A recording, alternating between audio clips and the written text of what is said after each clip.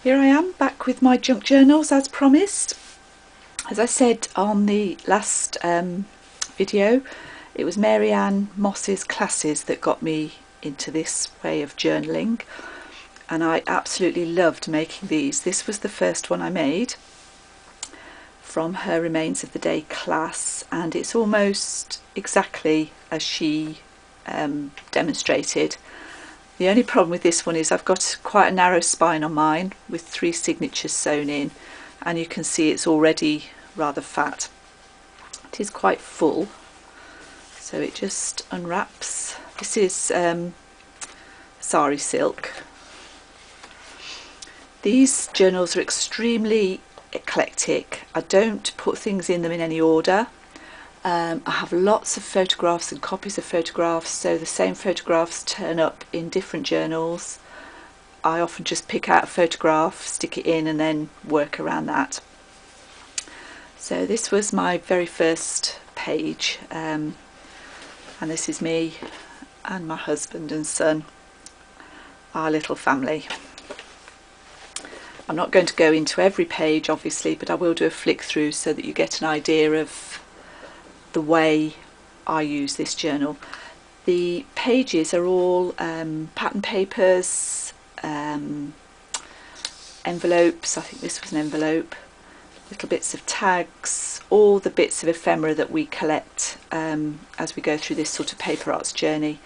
So these are postcards. This is a postcard that I bought. I just like the idea of sitting there with my cup of tea, and I've probably written something on the back a bit more personal.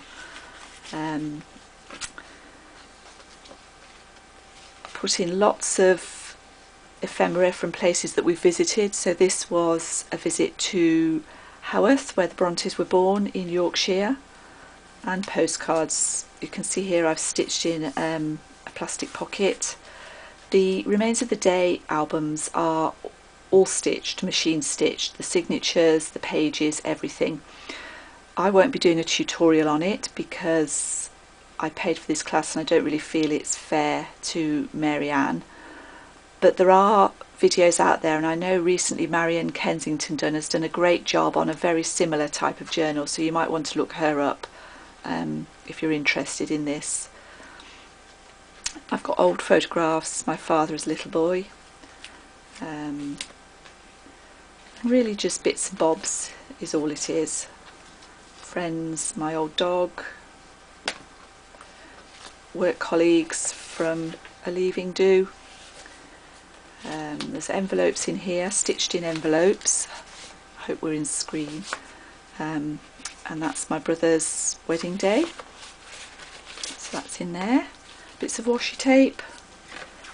It's a really good way of using up all the things that you buy that you think you're going to use lots and then don't.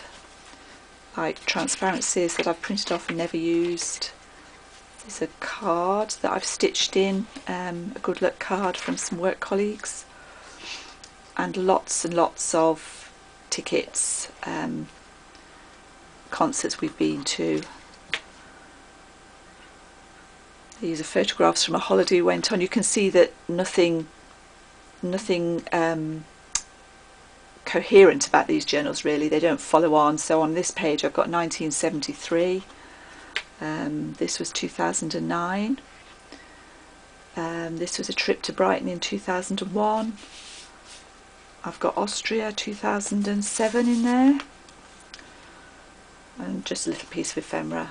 So that's how I work in these journals. I just pick a page. When you stitch them together, you stitch pockets into them. This was off a brochure from the Ritz in London, where we went and had tea a couple of years ago. Oh, there's the actual menu. Smoked salmon sandwiches, egg and cress, ham, chicken and mayonnaise, cucumber with cream cheese. Those were the sandwiches. Scones with cream and preserve, and lots of pastries and cakes. And I've just written here we ate all of these, which we did. It was lovely. That's my great niece who was born in 2009. There's the Brontes, so that's obviously a bit more, and there's the parsonage at Haworth, which is where they grew up. So again, I don't always put a whole load of stuff together from one visit. Graduation photograph. Hotel we've stayed at on the Scilly Isles. A bit more from Haworth. See, this is quite full. These are some pictures of my mother's grandparents. So these are my great-grandparents and my mum as a little girl, which is a great photograph, don't you think? She's a really happy lady. She doesn't look anything like that. That's our great niece again. This was an old door I came across when we were visiting down in the Cotswolds. I just thought that was marvellous. It's an original medieval door that's been preserved in the building it's in, and there's some photographs in there. Mum's wedding day.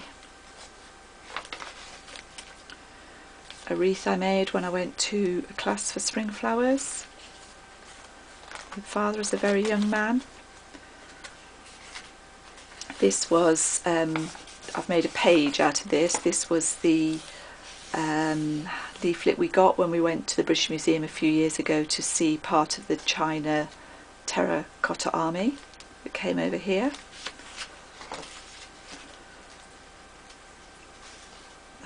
I've put in that quite recently. That's a piece of furniture that we've painted and is in our dining room.